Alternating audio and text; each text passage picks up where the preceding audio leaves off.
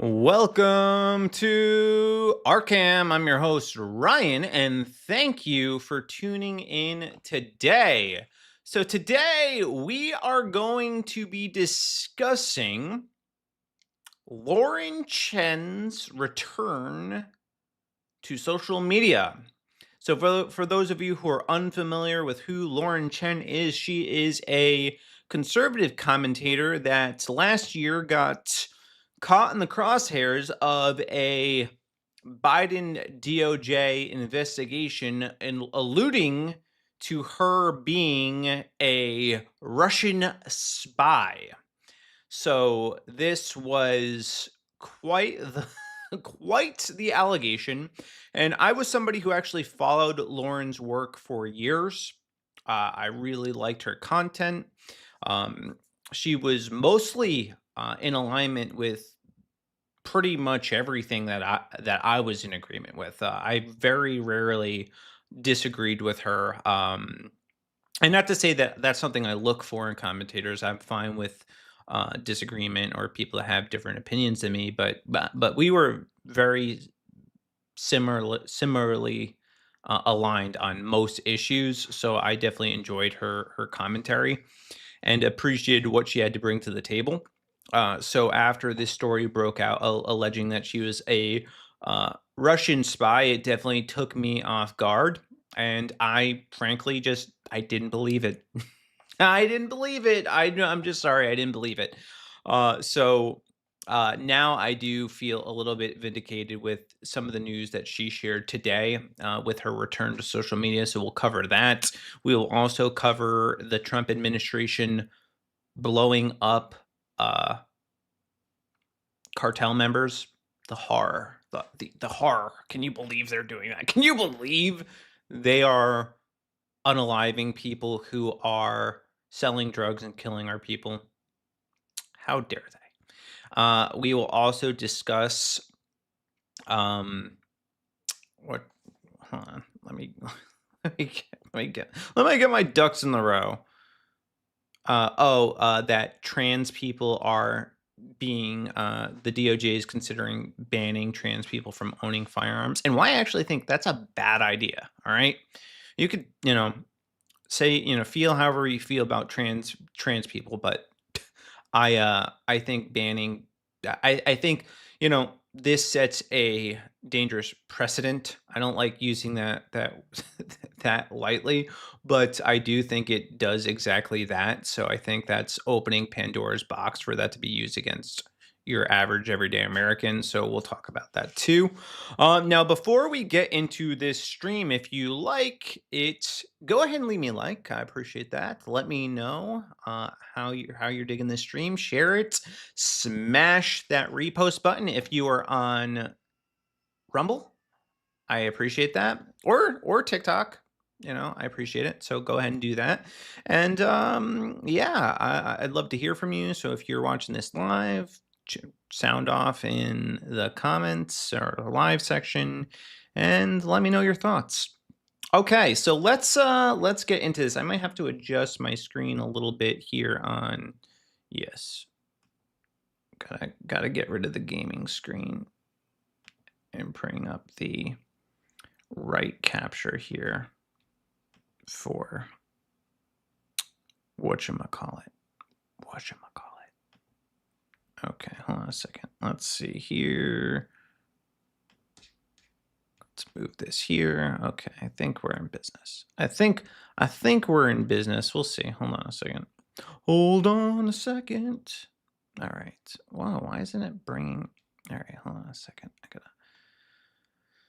gotta streaming to using TikTok Live and OBS is a little bit of a pain in the butt. I feel like I need like 9 different monitors, basically. That's what I feel like right now. All right.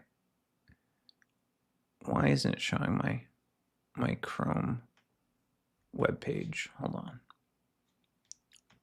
Window capture. I don't want TikTok Live. I want Chrome.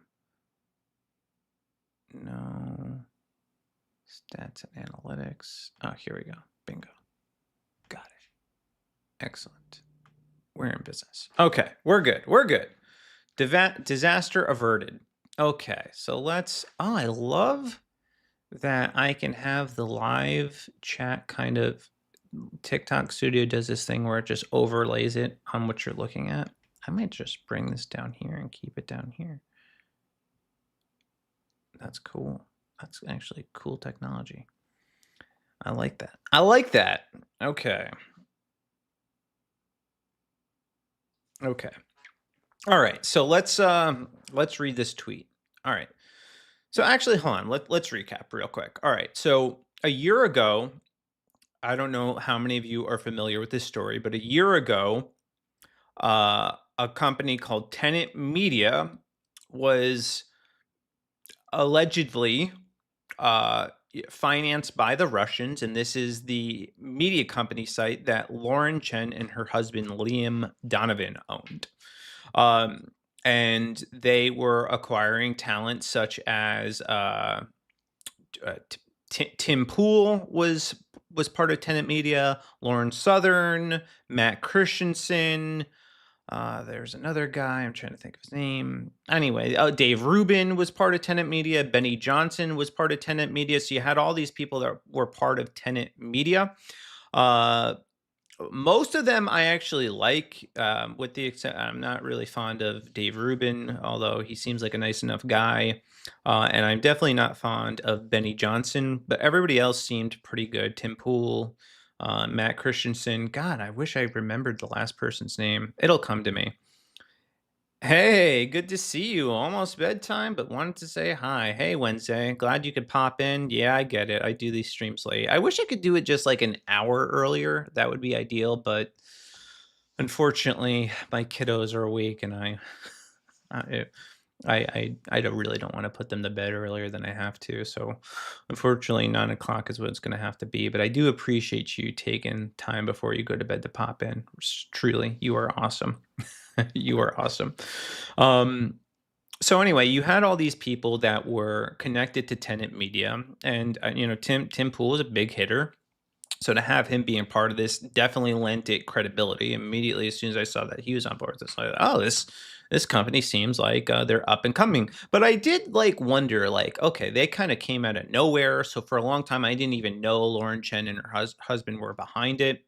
Then I realized that they were behind it, and one of the questions that I had was, how are they getting funded? How are they able to acquire these talents? I just assumed it was because of her personal relationships with them.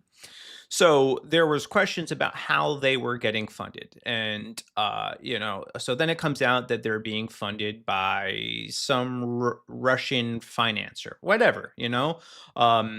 That wasn't that big of a deal to me because Lauren didn't hide the fact that she was affiliated with Russian Today. She used to write articles by them, so that wasn't that big of a deal for me. But what seemed suspicious to me was the fact that all these media sites were trying to hit her for uh I guess promoting Russian propaganda, and they were also coordinating an attack on Tim Pool and Matt Christensen and Benny Johnson and all these people kind of affiliated with Tenet Media right around the time of the election.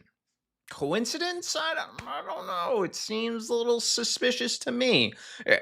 Call me crazy, but that seems suspect. And then it's coming from, I think, the Southern New York um, law center or law firm. So supposedly they had a hand in all sorts of defamation cases against or cases against prominent conservative figures. So this is something that's coming from enemies to conservatives. So yeah, I'm going to take all that with a grain of salt, especially too because Lauren Chen is somebody who's just been genuine from the time I've followed her.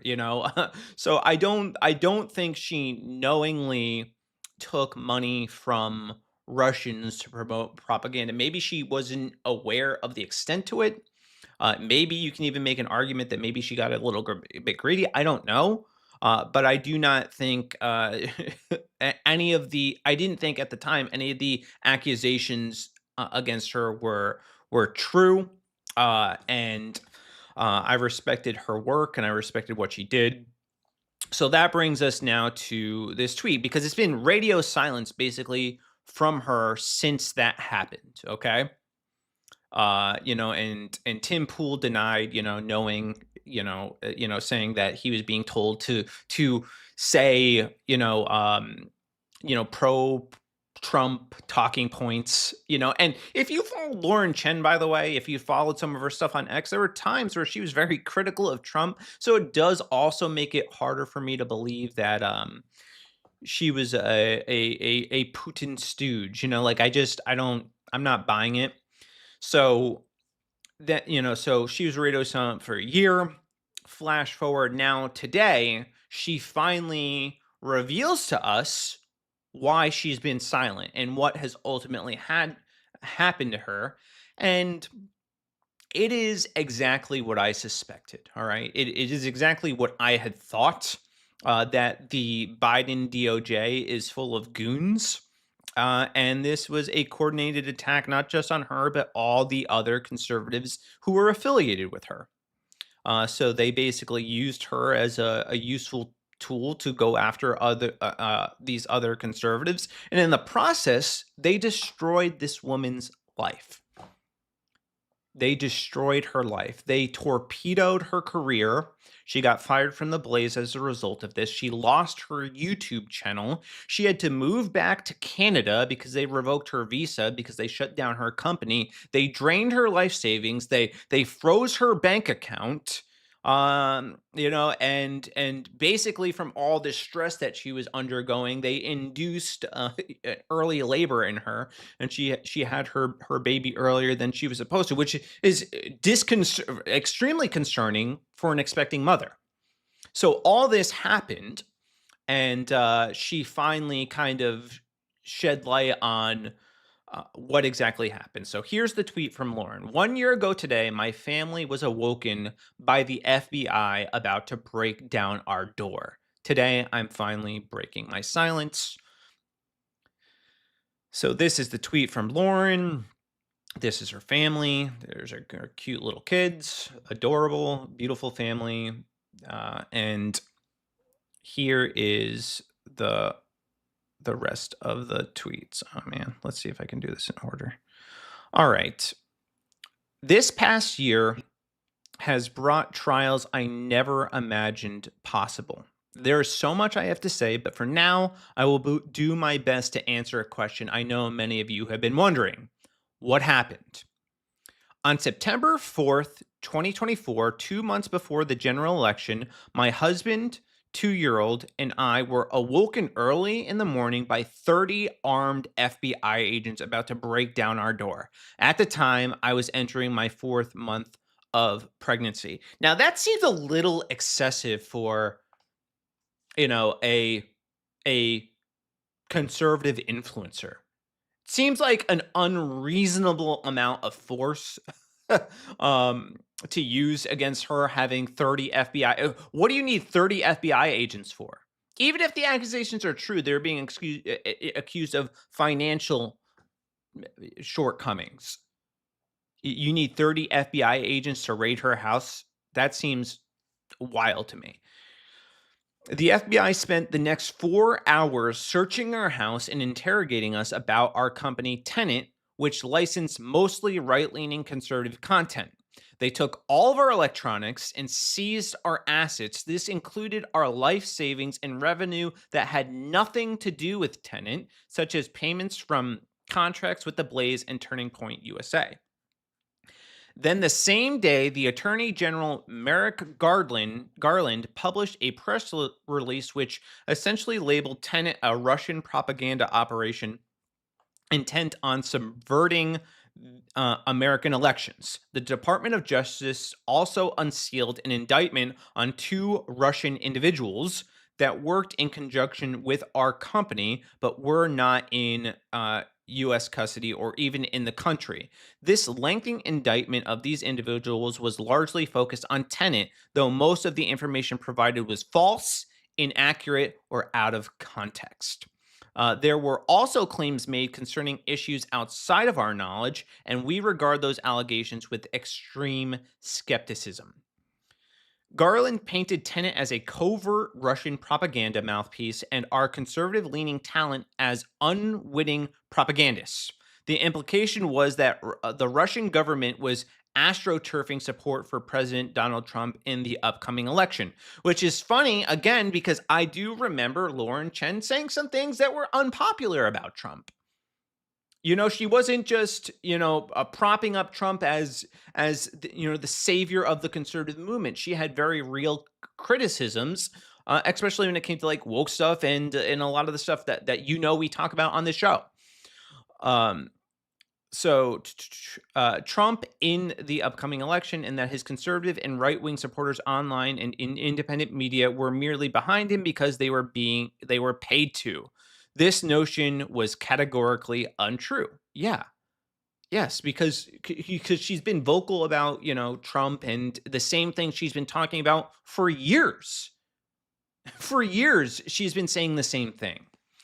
Oh, Wednesday, if you were still there, thank you for the hearts and roses and reposts. You're freaking awesome.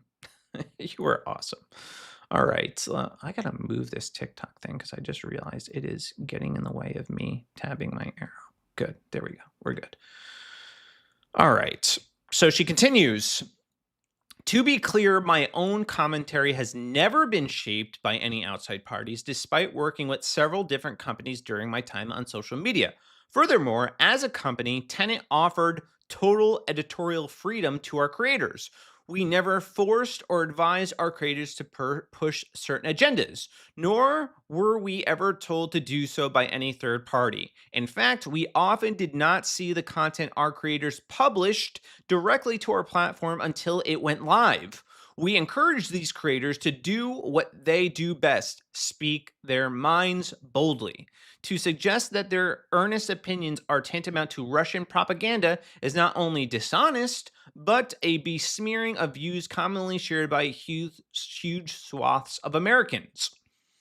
We wanted to set in any case, due to the political nature of Garland's press release, our story quickly made international headlines, and we were falsely labeled spies, propagandists, and even traitors. Yeah, and you know what bothered me most about this whole thing? It bothered me to see how quickly some conservatives were willing to turn on Lauren. Someone that they were considered a colleague for years. Suddenly you're seeing tweets from all these people saying, see Lauren changed. She's a traitor. Obviously, she's a Russian spy. I remember, what is it? The right leaning, too conservative Latino, I don't know, something like that on Twitter. I forget their handle. They were dogpiling her, and me, man, I'm just like, nope. I I want to wait and see what happens, because this just seems out of character for her. This is the last person I would suspect would do something like this. And Nita, I remind you that the DOJ had invented, the Russian collusion narrative with Trump. So why am I going to believe that at all? Why am I supposed to take the Biden DOJ at their word? Give me a break. These are some of the most dishonest people on the planet. So no, excuse me for being a little bit skeptical and having a little bit more faith in Lauren Chen than Biden's goons. I'm not gonna apologize for it. Okay. Okay, so we wanted to set the record straight, but it immediately became apparent that any attempts to challenge the Biden DOJ resulted in threats of arrest, charges, and potentially prison. And so, out of fear of being separated from our children and under the advice of counsel, we chose to remain silent until we could be sure that speaking out would not result in further judicial or extrajudicial punishment. Yeah, that's got to be scary. That's got to be scary to know that your kids are potentially at risk. You're potentially at risk of being separated from your children if you comment on this issue. So she didn't really have any feasible way to defend herself from the claims at the time. But we will see that Lauren is ultimately vindicated. Though there were never any criminal charges, much less convictions, due to this widely publicized investigation, all of our professional contracts were promptly dropped. We were deplatformed from YouTube, TikTok, Discord, and Google. And we and even some of our family members were debanked by several financial institutions, which I think is criminal. I think that's wrong. I believe that you should be innocent until proven guilty, not guilty before proven innocent. But that's exactly what these people did to Lauren. And I think it is, frankly, nonsense. I think it's ridiculous. I also think it's ridiculous that The Blaze and Turning Point USA and conservative commentators dropped Lauren like she was guilty, because that only further fanned the flames of these accusations. You know, and it cost her everything. Uh, and they were debanked. Their family members were debanked. How do you do life when you have no access to banking? How do you get by in this world where largely everything is dependent on having a bank and everything is connected to a bank? No, they wanted to punish her. We were forced to move due to death threats. Our work-based immigration visa, which was torpedoed by the actions against our company, was not renewed. The Canadian government also seemed to have opened their own investigation into us following the highly publicized American case. And of course, we quickly amassed legal fees well into the six figures. In March of this year, due to high blood pressure caused by chronic stress, I was induced and delivered our daughter. Despite the circumstances surrounding the pregnancy, she is happy and is a happy and healthy baby and has been a light in our lives during these difficult times. Thanks be to God. God, I could not imagine. I mean, I could not imagine being in that situation where the whole world thinks you're guilty of something you're not, and then doing that while being pregnant. Just the regular stressors of life is a lot for a woman during pregnancy, a lot for a family during pregnancy. And then you add this on, my God, truly awful. So they go on to say, here we go. In April, the U.S. Attorney's General Office for the Southern District of New York. Yeah, this is who I was talking about before. They're bad news bears, man. They're no good, and they are some of the most dishonest people in politics too. Informed our lawyer that the investigation into us and our company had finally been closed. This news provided us with some relief, but it soon became clear that although we weren't criminals, the Southern District of New York had no interest in restoring us to where we were before the investigation began, though they could easily do this. No press release saying, "Oops, my bad. Lauren Chen was not a Russian spy. Sorry, we just destroyed your life." None of that.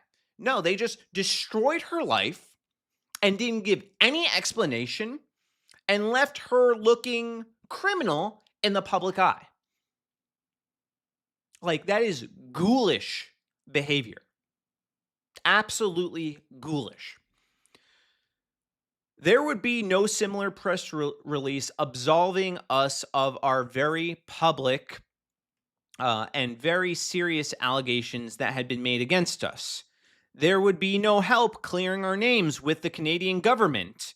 They would not restore our visa status, and predictably, despite the lack of charges or conviction, our financial assets, all of our savings would not be returned. Hey, Wednesday, see you on Rumble. Hey, good night. Get some rest, and I'll be praying for you and that baby, and I appreciate the repost. We have lived humbly this past year, both due to financial woes and public vilification. We have had very little certainty about what our future as a family will look like because my American visa was contingent upon our company. We had no choice but to leave our home and our children's place of birth. We are doing everything in our power to get a new visa and return home. Man, that is awful.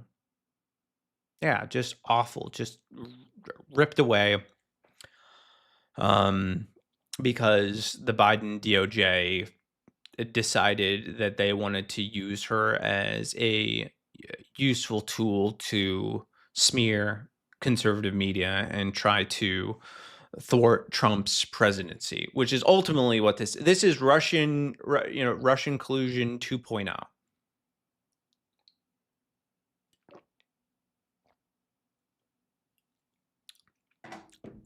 And it's just as ridiculous. She went on to say, sadly, we also lost some people who we believed were our friends. But more, and that's sad too.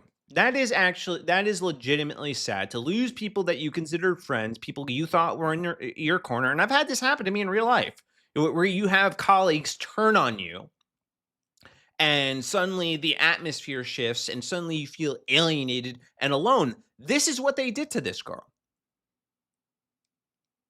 It's awful. And I said it early when I started this stream. How, like, how could conservatives be so quick to turn on their own? And that's something that you don't really see from leftists. They will maintain solidarity no matter what happens with their colleagues. But conservative media's at the drop of a hat, they'll turn on you. And I'm happy I was not one of those people that turned on Lauren. Now, obviously, we had questions, and there are still some questions that we have. But I do believe that Lauren, over the course of her career, absolutely deserves the benefit of the doubt. Okay.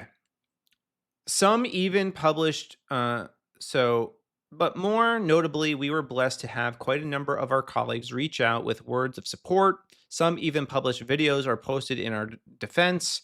I am humbled to say that there are too many to thank individually. We also have received many kind messages from our audience during this time, and I cannot thank you all enough. Your messages of support, which have continued to come even though I've been gone from public life for a year now, never failed to bring tears to my eyes. No criminal charges were ever actually brought against myself. No criminal charges. None. They were never actually brought against her. And yet she lost everything. She lost everything. They were about to imprison her without ever actually having brought charges on her.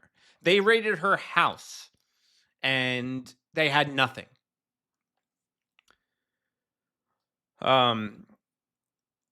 So against myself, my husband, or our company, the legal investigation has been quietly closed. Despite this, the road ahead of us is fraught with difficulty and uncertainty.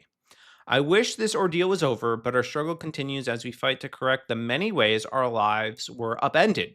To that end, as some of you have kindly suggested and offered, we are now seeking to help cover our still growing legal fees and our effort to return home. Any support is greatly appreciated, and we look forward to getting back to content creation in our lives soon. Thank you. And she links to her Give, Send, Go below. Oh, and she's also an advocate of crypto. Probably one of the better ways to help her out.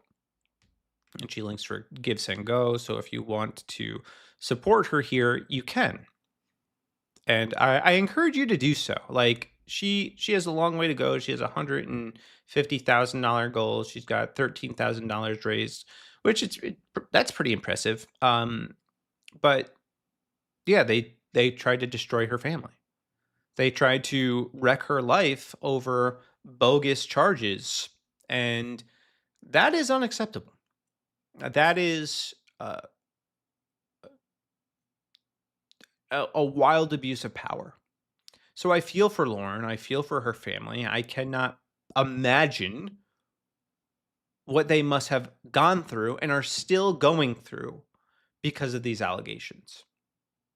and the DOJ has refused to take any accountability. They destroyed her life. They torpedoed her career. YouTube dropped her. She lost her job at the Blaze and her affiliation with Turning Point USA. She became a pariah in conservative media. She lost friends. She almost lost her baby. She lost everything, and these people don't even have the audacity to set the record straight. It pisses me off, man. It just pisses me off. Yeah, it bothers me. Now there are some people that are happy to see her back, so she's gotten a lot of support. So Brett Cooper, so happy to see you back online. The feminist turned housewife, praying for you and the family, Lauren. I cannot imagine all the stress of all this while pregnant. Glad to have you back. F the people who threw you under the bus. Good to have you back. Welcome back, Lauren. So glad to hear from you. Praying for you and your family. Oh, the other guy is Taylor Hanson. Yeah. Actually, I want to just check out Taylor Hanson. This is the other guy. I don't know why I'm not following him. He was one of the guys that worked for Tenet. And it seems like he probably landed on his feet. He shared this. So, yeah. So he's the third guy. He's the last guy. Taylor Hanson, Matt Christensen, Dave Rubin, Benny Johnson, and Tim Pool, and Lauren Southern, who also recently did make her comeback too. Her comeback was a little bit different. She launched her comeback with the release of a book implicating Andrew Tate for having his way with her, and Tommy Robinson for doing hardcore drugs and stuff like that. So she's back too. Although we haven't heard much from her since then. I'm wondering if she'll comment on this story and start, interacting in the media space again. We'll see. But there are some more comments that I want to cover. I want to cover Tim Pool's what Tim Pool had to say about this. So Tim Pool writes, Biden DOJ published an indictment with no evidence, just allegations. The media published the unproven claims.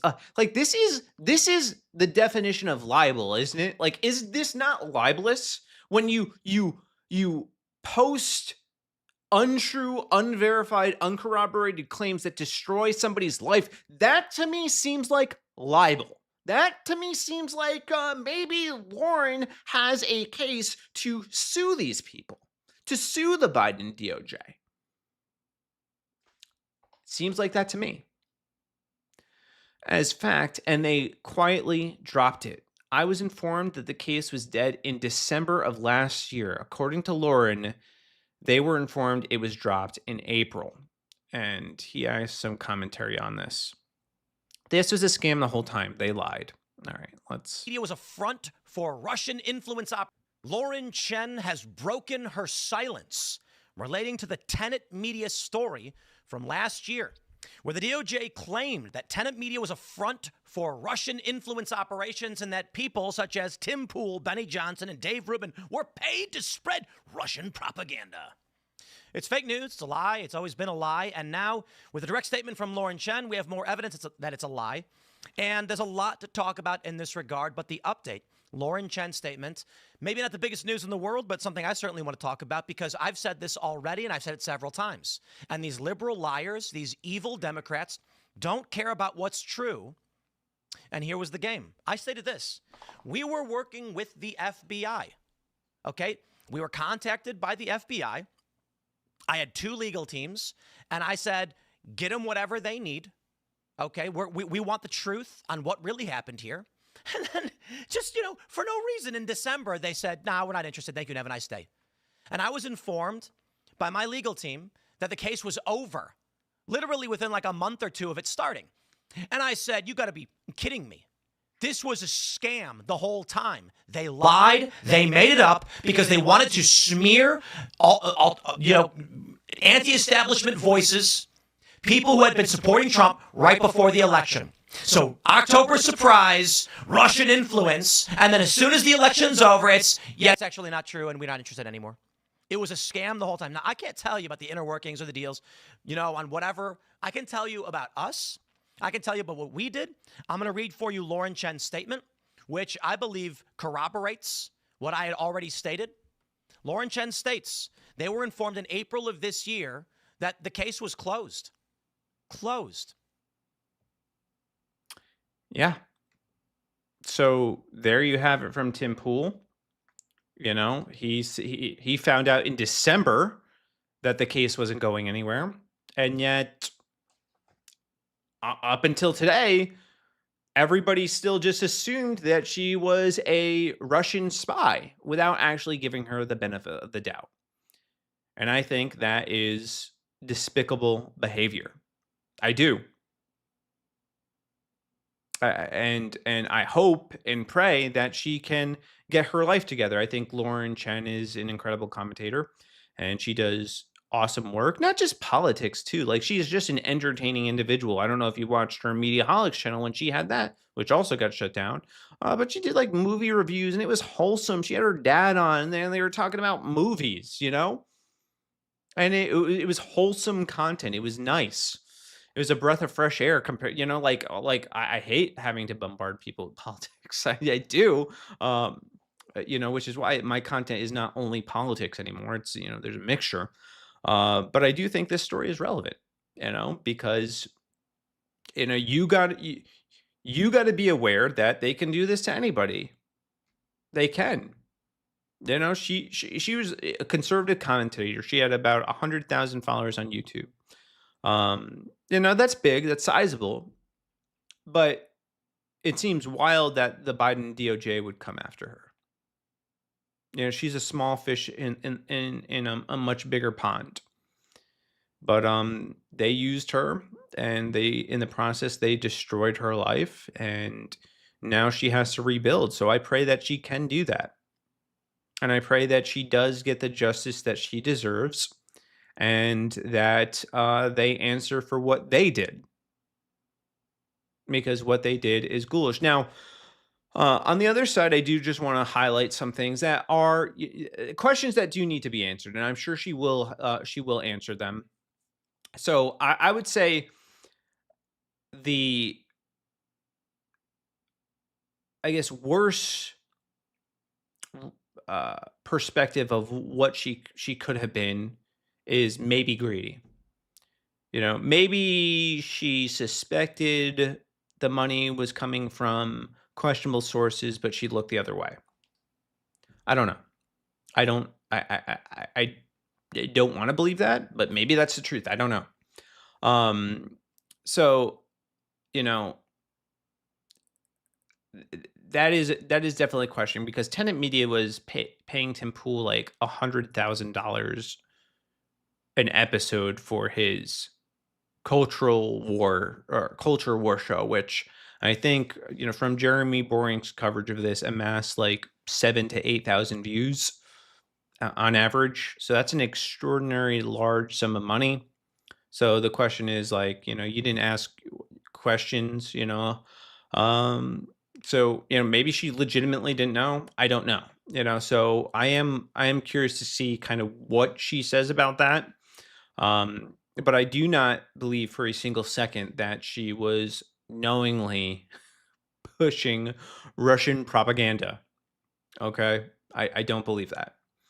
So we will just have to wait and see. I am excited that she is back. I'm excited that she's getting into the commentary space again. And I do think that is probably going to serve her well. I do think it's advantageous of her to get on camera as soon as possible, give people the chance to, voice their concerns, because even people like Jeremy Hambley, the quartering. I said Jeremy Boring earlier. I meant Jeremy Hambling, the quartering. Is it wants to donate, wants to support, but does have questions about the money, and those are legitimate questions. So there's definitely some people that are still a little bit on the fence about how much he actually knew. So I do think it would benefit her to have an honest conversation about that, and just let people know where she was. There's it's not illegal to be a little greedy. It isn't. That's not a crime. And not ask questions. And it didn't seem like people, even like Tim Pool, he was getting paid all this money. He seemed to trust and take Lauren's word for it, and I probably would too. If like someone like Lauren was, you know, uh, yeah, positioning, to help me, to make content for me, and I'm a friend. Yeah, sure. You're gonna pay me $100,000 an episode. Yeah, I'm down. Um, so anyway, that's that. I hope Lauren Chen gets her life back. And if you want to support that again, she has her Give Send Go here. Consider donating to it. I don't ask people to donate very often. I really don't, but definitely consider donating to this because her life got destroyed, and she has two kids, and she's debanked, and she has a whole host of challenges and battles coming her way, and I definitely think she deserves the support. So that is my 2 cents, and we will move on to the next topic. So the Tim Pool reported this: DOJ considering banning trans people from having guns. I'm not going to read. Maybe I'll read a little. Maybe I'll read a little bit. A little bit. So this is from the Daily Wire. Washington, in the wake of the latest deadly attack on a school by a transgender identifying individual, President Donald Trump's Justice Department is considering blocking trans identifying people from buying firearms. Individuals within the DOJ are reviewing ways to ensure that mentally ill individuals suffering from gender dysphoria are unable to purchase firearms while they are unstable and unwell, one source inside the Justice Department told the Daily Wire. Now, y'all know how I feel about the rainbow community. Not a fan. I'll just put it that way. Not a fan. Not thrilled with that community, especially the trans community. But despite my feelings toward them, I still think they have a Second Amendment right to carry firearms, and that right shall not be infringed upon. Now, I understand the emotional response this triggers, especially after what recently happened in Minneapolis. I get that. When children are being targeted by individuals who identify as trans, yeah, the temptation is to want to disarm them. However, if we are doing it under the guise of because they are mentally ill, all right, that opens a can of worms. Okay, that opens a big can of worms. This is a slippery slope argument, because what's to stop them from doing that to half of America? All right. Like, we got to think about this. We can't just, the DOJ said it, Trump's behind it, we need to support. No, I'm sorry. Like, I, I'm as grieved and bothered by the tragedy in Minneapolis as anybody. But this could definitely be a Trojan horse for disarming people generally, and it could come back to bite us and haunt us the moment Democrats seize power, because now a precedent has been set to disarm people who are mentally ill. And when you look at the number of people who could fit that criteria, it's like half the country. So yeah, you prevent transgender identifying individuals from purchasing firearms, you will set the precedent to disarm half the country. And I still believe, despite how I feel about this community, that they still have a Second Amendment right. I also think this is the wrong angle. There are lots of other things we could do to keep our kids safe that actually doesn't involve disarming them at all. It involves disarming the industry that built them, that made them. That's what we should be doing. And we should also be arming our teachers, having security guards, armed security guards at every school in America, if we're going to protect our members of Congress, then surely we should be protecting our children. Seems pretty straightforward to me. And then the FBI too, when they identify these individuals, they can actually do something about it early on. Instead of letting it escalate, actually investigate them. Because the red flags were clear. So I do not agree with this. I do think it is an infringement on the Second Amendment. I do not think it'll hold up in court. Give me 1 second.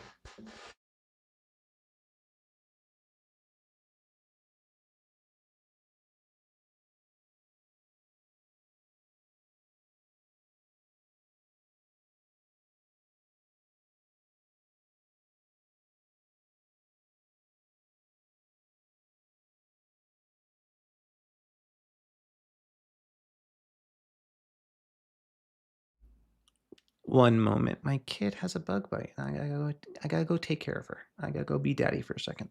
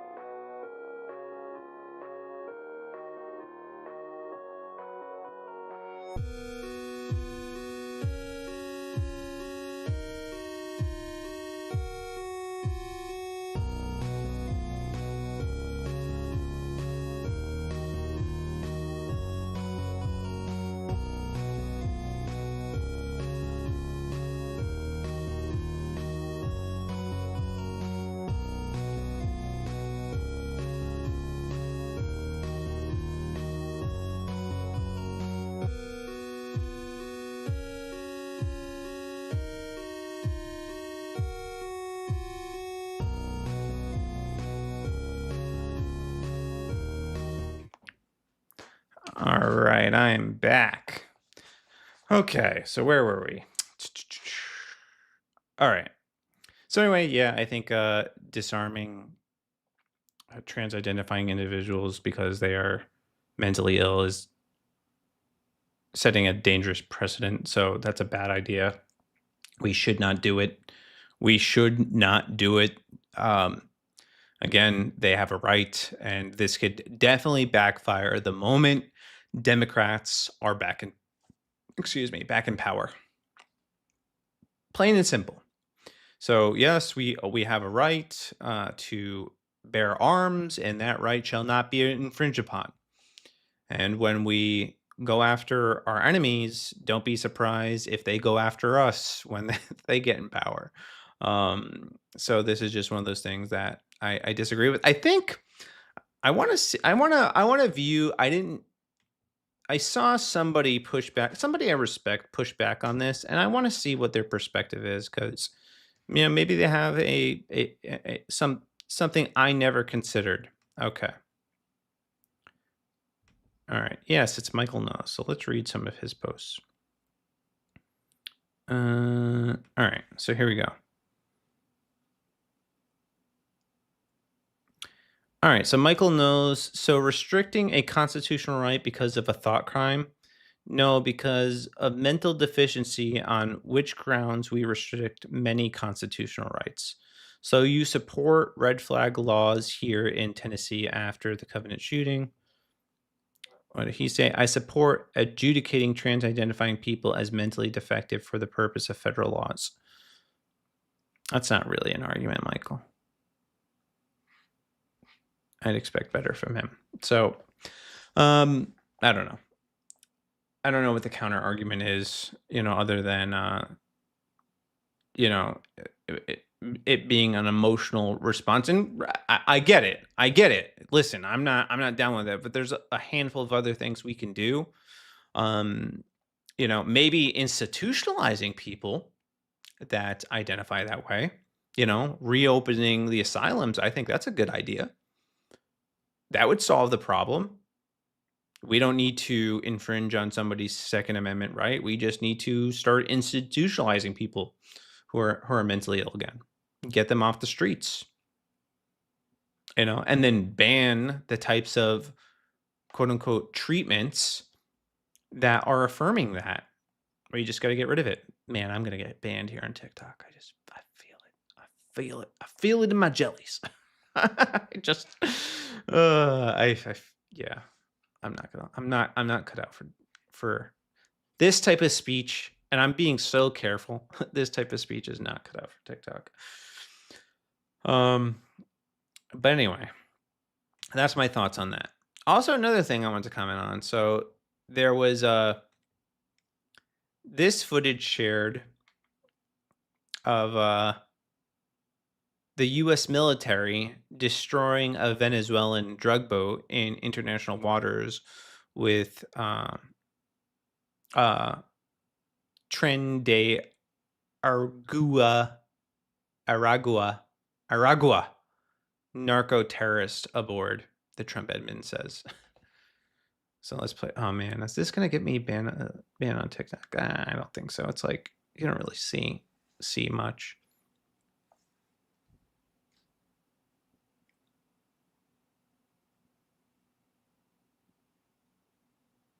Bye bye. I'm sorry, guys, but that's awesome. That's awesome. That's what I voted for. I voted for the U.S. to go scorched earth on terrorists, especially cartel members. So I don't feel bad about it. I don't know. Say I'm a mean Christian. I don't feel bad about, destroying the people that are endangering the lives of Americans. That's actually the job of the military, is to defend our country against any threat, foreign or domestic. That's their job. That's what they're supposed to do. So I think this is a good use of the military. But yeah, people crying about it, people upset about it. How dare Trump kill cartel members? What? Like that yes, we voted for that. People want that. Yes, we want cartel members to be gone. We want them taken care of. We want them handled. Why would we want these people in our country? Why would we want them to continue to bring fentanyl and drugs and endanger the lives of our citizens? Like that doesn't make any sense. No. Yes. Let's wipe them off the planet. And let's strike the fear of God in their hearts so that they think twice before bringing illegal drugs into our country. That's what we should be doing. Seems like common sense to me. So I am really on board with that. Very on board with that. I'm down with that. So good on Trump. Now, kind of along these lines, I wanted to talk about this clip for a couple different reasons. So Trump recently has been boasting about him all but eliminating crime in DC, which is impressive because he utilized the military against a domestic threat and solved the crime problem in DC, where the DC police have failed and crime rates have plummeted to basically being non-existent, which I think that is a good thing. We don't want crime, actually. And if the police aren't going to do their jobs, well, then we have to rely on the federal government to do it for them. Now, I wish the police would do their jobs. I am in favor of not having the government involved if possible. But when your murder rates are sky high, well, then they kind of have to get involved, right? They kind of have to be involved. Unless you are saying that you would rather more people suffer, which is what a lot of Democrats are saying. And they're saying, "Oh, we're on our way to a police state." No, we're on our way to law and order, which is a good thing. Currently, that seems scandalous because these people that live in these Democratic-run states are lawless. You know, they are completely lawless, and people are running amok, and you know, high murder rates is just normal to them. But no, obviously Trump has to do something. And that brings me to this clip featuring Ben Shapiro. Okay. So Ben Shapiro blasts Democrats' tone deaf stance on Trump's crackdown on CNN. If the position you end up taking is that there is no serious crime emergency in Chicago or that crime isn't that big of a deal, Trump is going to win that battle all day long. Now, first, can I just talk about how Ben Shapiro is on CNN? That's a sign to me that we won the culture. We won. They need Ben now to be successful. They need conservatives on there to be successful. Now they do have Anna Kasparian, but she's also no friend of the mainstream media. Okay, I would say like she's like a rival to Ben, but in that world. All right. To see the two of them, even though they don't agree, definitely not. They have different perspectives. To see them both people from alternative media now on the mainstream media, and them wanting them on to have their perspective, that's good, man. That is a sign that things are changing for the better. All right, let's play this. What is to stop that, Ben? I mean, I think that, to be fair, the exertion of more power by the executive branch has been an ongoing process for the course of the last 20 years minimum. And you saw the Obama administration declare national emergencies, something like 12 national emergencies under President Obama, something like 9 under Joe Biden. Now you've had President Trump declare a wide variety of national emergencies. This isn't a unilateral problem. I think it is a bilateral problem. With that said, I think that we should separate a few strands here. One is the legal that Eli was talking about. One of the other things here, though, is I think what Van was referring to, which is President Trump does have a habit of wrong-footing his political opponents in a unique way on this sort of stuff. There were 574 murders in Chicago last year.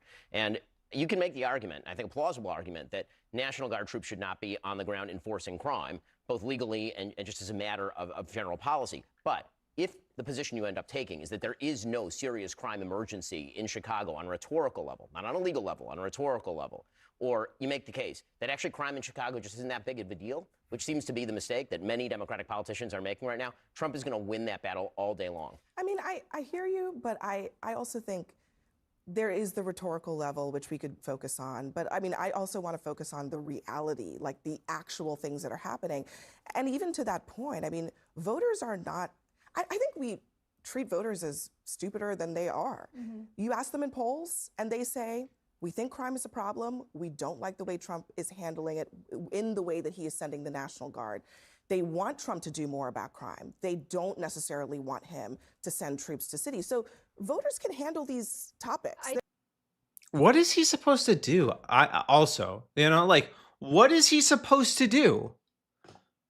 If Chicago's not doing their job, like imagine this, all right? You're running the country, okay? There's a city that is being run by these people, and their crime rates are sky high, and it keeps happening, and innocent people are losing their lives. What is your responsibility then, if they're not going to step up and correct the issue?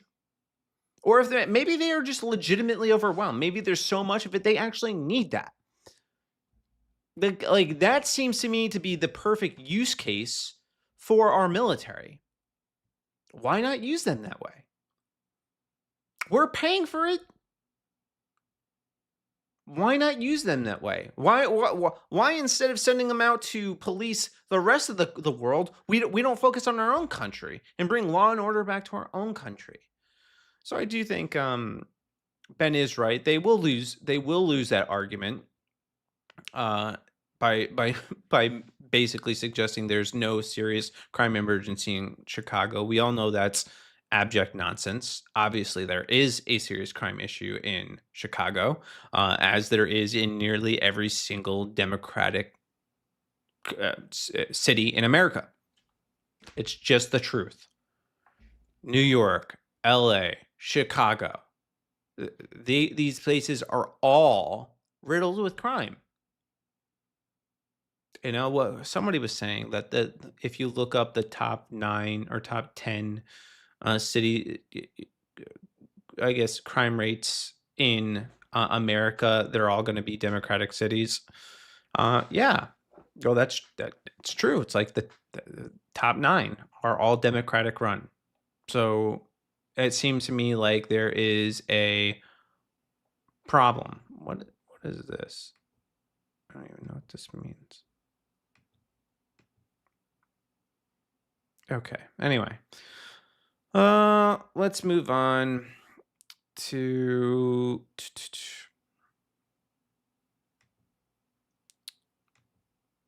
We'll move on to the. We're not going to spend a whole heck of a lot of time on the Epstein thing, and listen, not that I don't care. I care. I cover this topic a lot, but at this point, I'm just kind of frustrated with the way this whole thing is being handled. So, uh, Thomas Massey recently filed this resolution. So your congressman can now sign the discharge petition to force a vote on a binding legislation to release the Epstein files, which is good. All right, I'm supportive of this. I think this is great. Then you had some people speaking out about the Epstein case, so we'll hear from a couple of them, and then we'll talk about it because I do have some thoughts on this. Epstein surrounded himself, with the most powerful leaders of our country and the world. He abused not only me, but countless others, and everyone seemed to look away. The truth is, Epstein had a free pass. He bragged about his powerful friends, including our current president, Donald Trump. It was his biggest brag, actually. And what I endured will haunt me forever. I live every day with PTSD. I live as a mother trying to raise my child while distrusting a world that has betrayed me. This kind of trauma never leaves you. It breaks families apart. It shapes the way we see everyone around us. But one thing is certain, unless we learn from this history, monsters like Epstein will rise again. There are files, government files, that hold the truth about Epstein, who he knew, who owed him, who protected him, and why he was allowed to operate for so long without consequence. Why was Maxwell the only one held accountable when so many others played a role? Why does the government hide this information from the public? This secrecy is not protection, it's complicity. And as long as the truth is buried, justice will remain out of reach. That is why this bill matters. Passing it will, bless you, ensure that the suffering of survivors is not in vain. Passing it will bring accountability, transparency, and prevention. It will help protect the next generation of predators who seek to place themselves above the law through wealth, influence, and connections. This is not just my story. It is about every survivor who carries invisible scars. It's about the weight we live with daily. It is about the families broken and the future stolen. So I ask you, President Trump and members of Congress, why do we continue to cover up sexual abuse and assault? Who are we covering for? Let the public know the truth. We cannot heal without justice. We cannot protect the future if we refuse to confront the past. Thank you. There's one more I want to play, and then I'll make some commentary on it. It's pretty short. Transparency is justice. Release the files, end the secrecy, and stand with us in declaring that no one, no billionaires, no politicians, not world leaders, is above the law.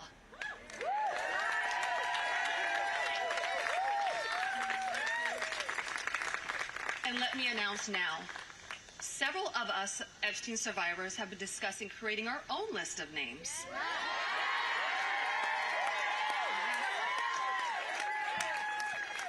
We know the names.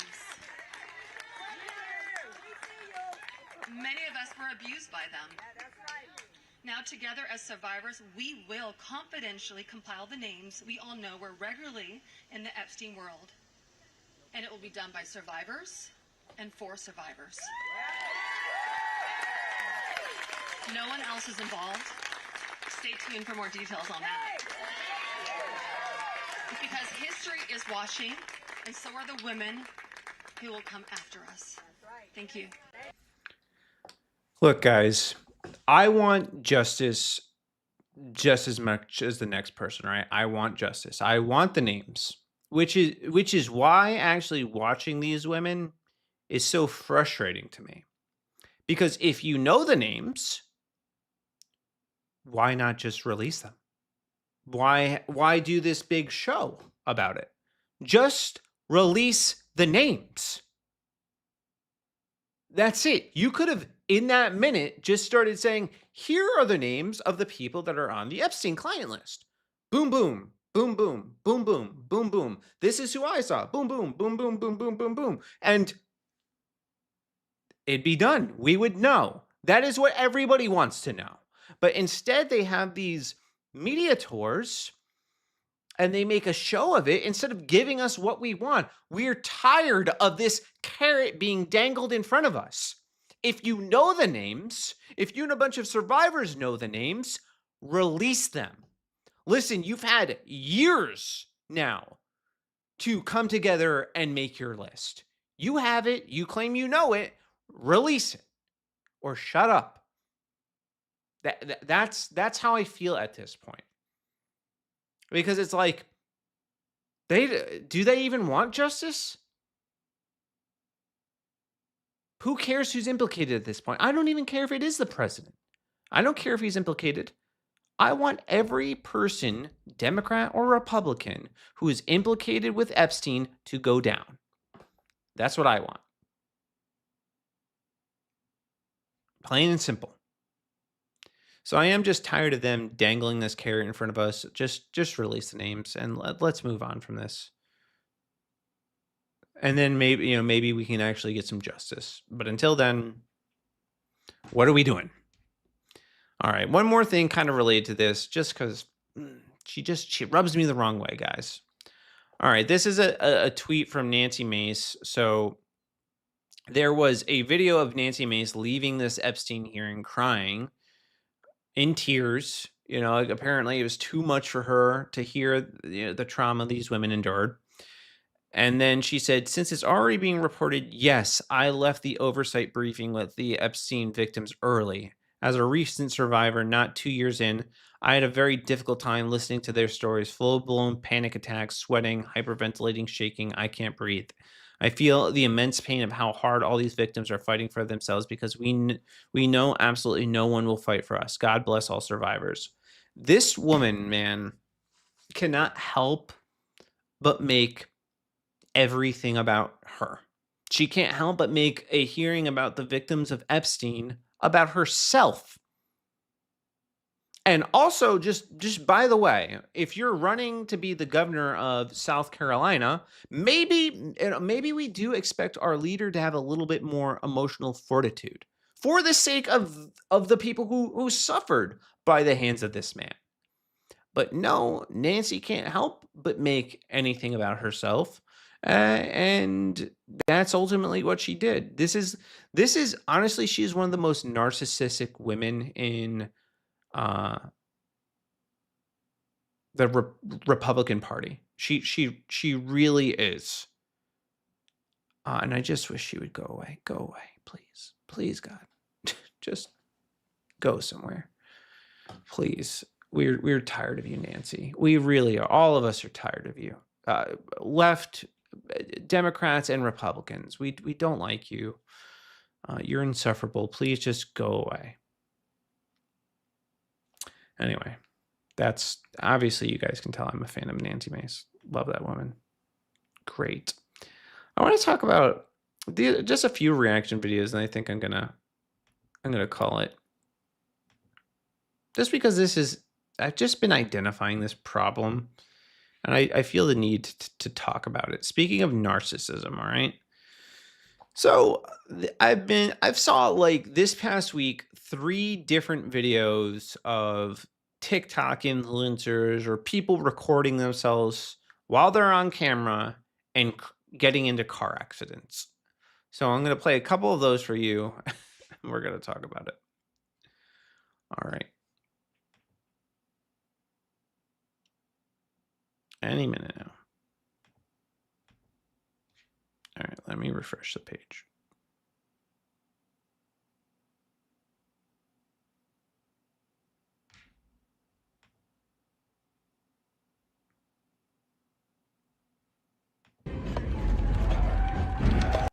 One more time!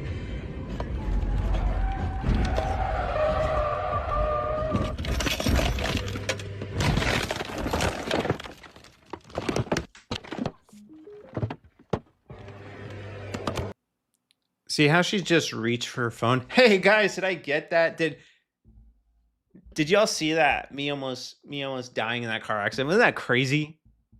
Like, follow, share, and subscribe for more. You know, that's the feeling I get. Like, how narcissistic do you have to be to reach and grab for your phone the moment you get into a car accident? My God, we're cooked, guys. We're so cooked. Oh, Lord, help me. Okay. So that's number 1. Jesus. Here's number 2. And this woman is just brazen. I don't know how much you guys can see here. All right.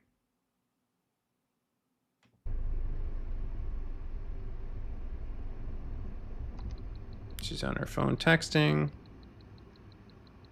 Both hands. Using both hands. Already very clearly distracted. Not looking. Oh, swerved off again.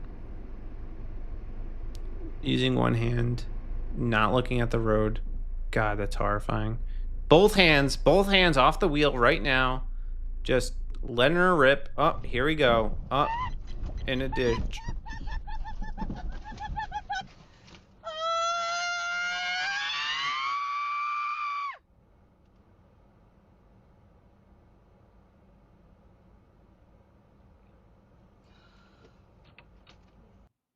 Moron.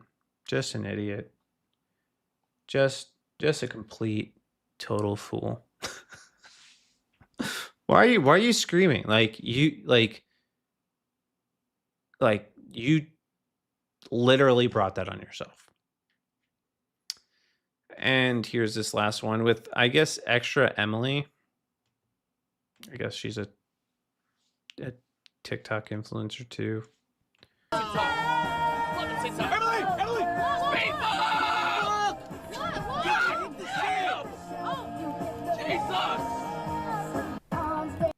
I don't know what happened, actually. I don't think that's a good example. Actually, it shows reckless driving on stream. I don't know what she did. I don't know if they were like messing with her or she actually did something stupid. Anyway, don't record yourself while driving, okay, guys? All right.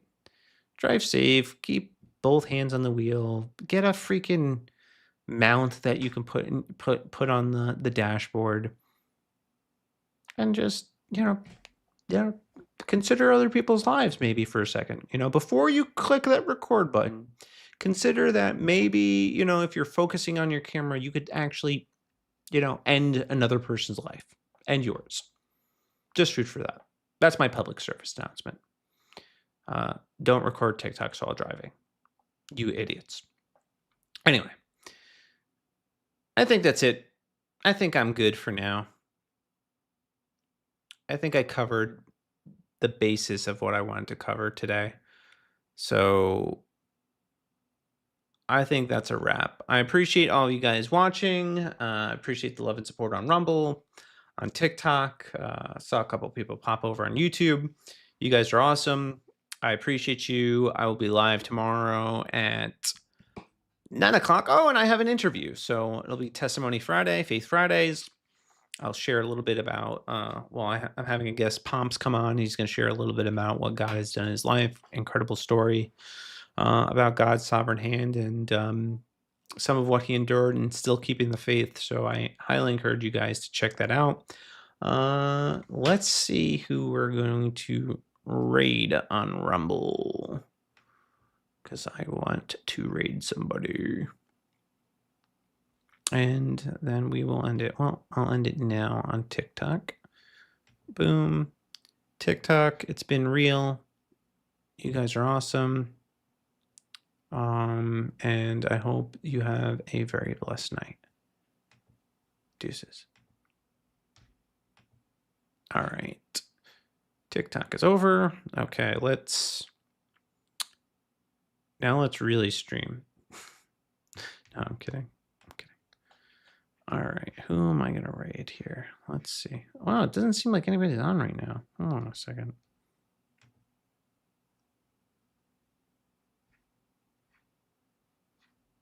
Where is everybody? I just see a whole bunch of reposts and no one's live.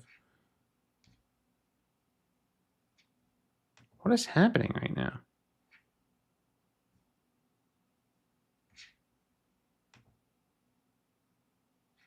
Huh.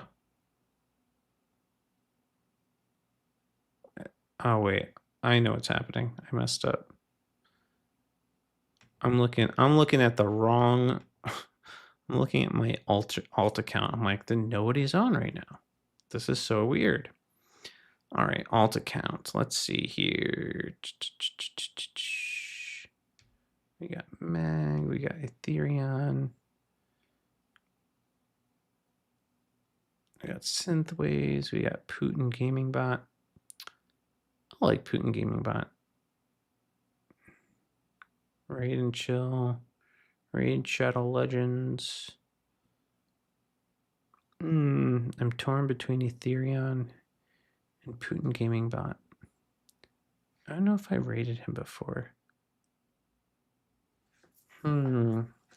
Decisions. I think I did raid Putin Gaming Bot once. There's also the quartering. He's playing Baldur's Gate. I have like no desire to play that game. Guys, I'm struggling right now.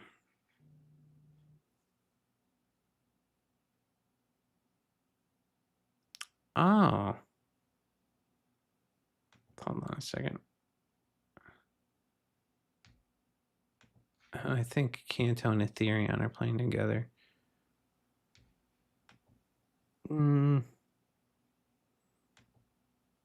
I guess we're going to do Putin Gaming Bot. I haven't rated him in a hot minute. So let's show some love toward Putin Gaming Bot. Let's do that. /raid. Oh, I think my wife called me.